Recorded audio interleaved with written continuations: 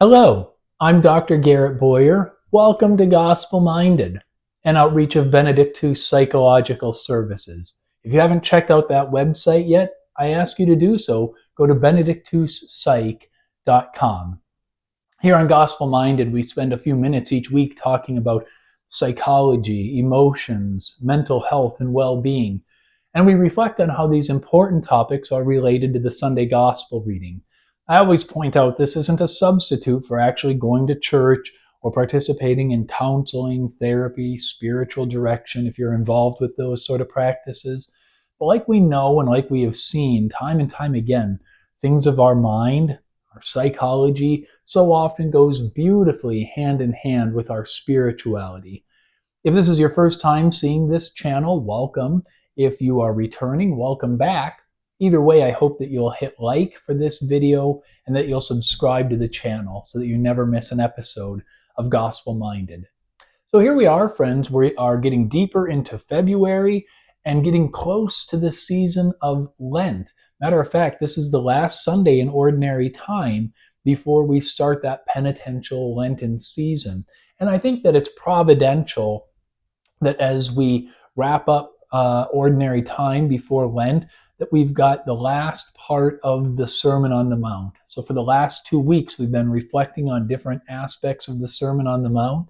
And today we pick up again Matthew chapter 5, and it starts from verse 17 and goes to 37. And there is so much here.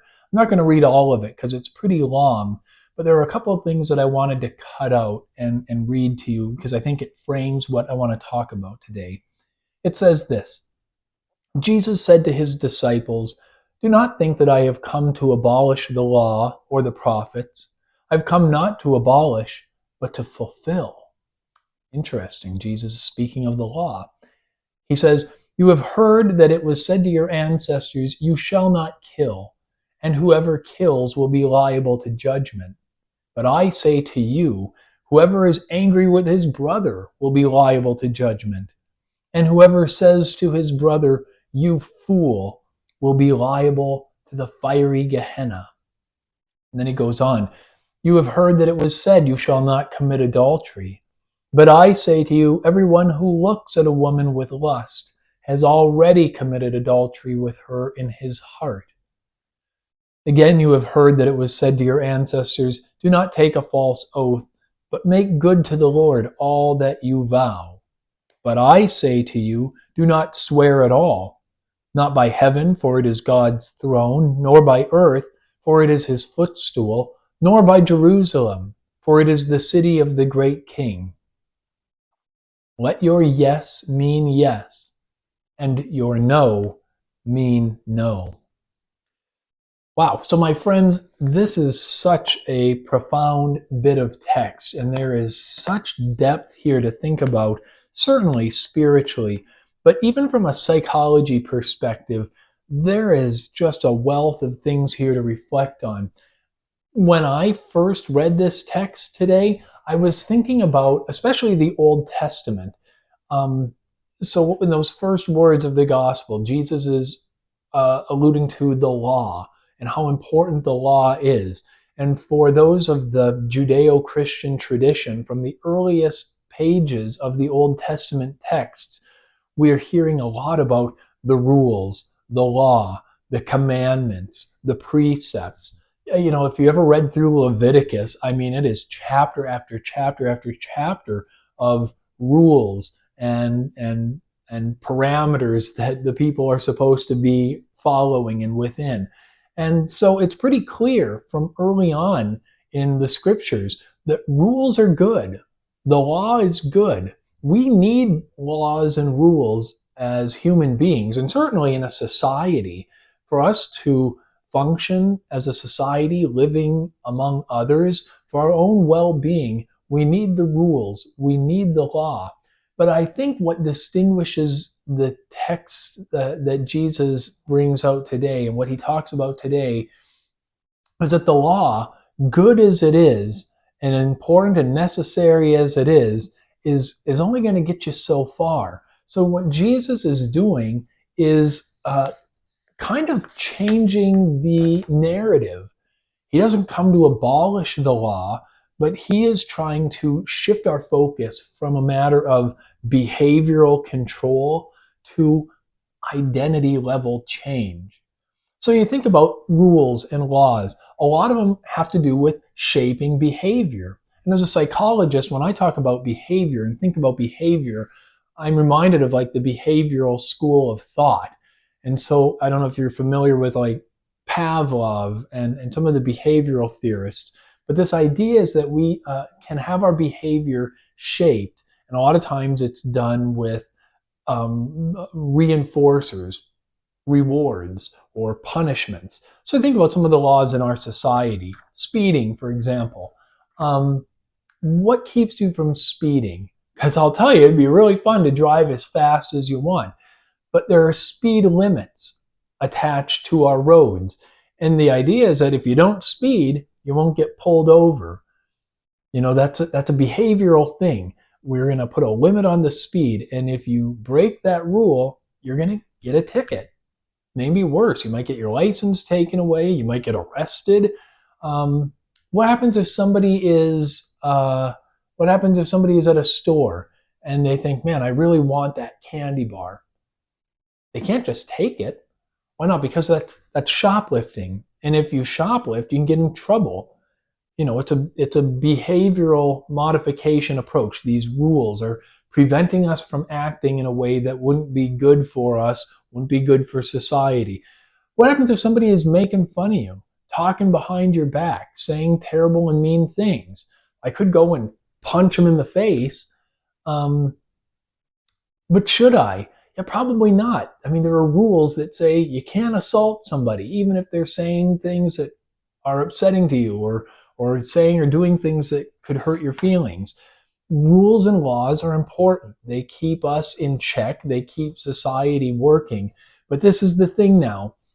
The behavioral control, it's good, but it doesn't necessarily bring about this change of identity. And that's what Jesus is trying to get us to see and understand today, that the rules are good, but they need to produce a change of heart. They need to change who we are as a person. So like modern psychology shows and has demonstrated a lot with different experiments and research, that real sustainable change happens when people have values that become internalized and they just aren't having things imposed on them. So the difference becomes this, like the rules. It changes from I shouldn't do that to this isn't who I am. You know, so it's no longer a matter of I'm not going to speed because I'm afraid of consequences, but the change is I don't wish to speed because I want to be safe. I want others around me to be safe as well. And so research shows that when these values are internalized, it leads to all kinds of positive outcomes. I wrote some things down, or have some things written here just because I don't remember all this stuff all the time, but I was thinking about self-determination theory, which is something you learn about in graduate school as a psychologist. But self-determination theory says that intrinsic motivation leads to deeper and longer lasting transformation than simple external rule following. So take, for example, somebody working in medicine, a doctor, a nurse. They can go to their job and they've got a contract and it gives all the rules. You have to be there from this time to this time. You have to see this many patients. You have to do X, Y, and Z. Okay, so those are the rules. That's what they're supposed to do. And if they follow the rules, it'll get you there. But how much better is it when there's an intrinsic motivation that the medical professional has? It's not a matter simply of following the rules of the hospital or the business, but I want to serve others as a medical provider. I want to bring about healing. I want to help make these people feel better because it makes me feel better that I'm using my talents to help others. Or think about like a teacher. I don't know if you've ever taught a group of young people before, but it can be very, very taxing. Similar sort of thing. All right, there are rules. Teacher has to be at work at 7:30 in the morning. They have to teach so many periods. And, there are all kinds of administrative things that they have to do. All right. So if they just follow the rules, that'll be good. But how much better is it if the teacher has an intrinsic motivation to be there, to do what they're doing?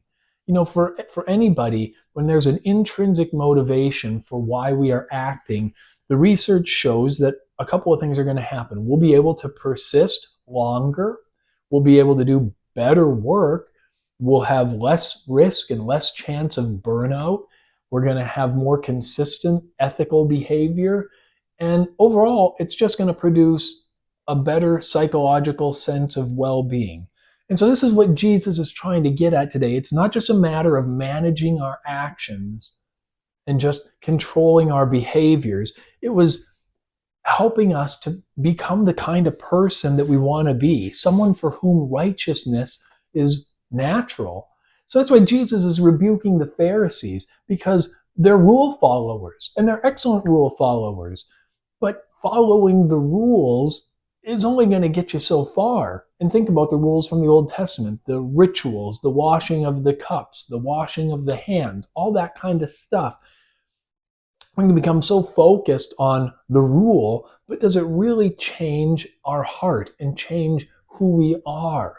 And that's what Jesus is trying to get us to, from this rules-based morality to an identity-based morality. So no longer just I'm going to do something or I'm going to avoid doing something because of fear or concern for consequences, but now I want to do this because it's the right thing to do, because it's who I am, to try and do the right thing, to try and flourish. And it's a journey.